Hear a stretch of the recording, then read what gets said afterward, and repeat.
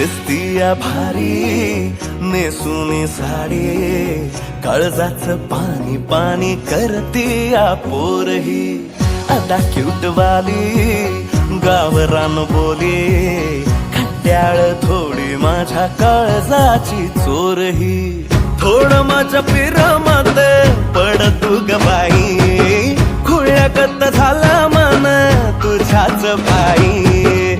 आता मला लागली या लग्नाची घाई, नाही आता बोलू नको अग माझी राणी.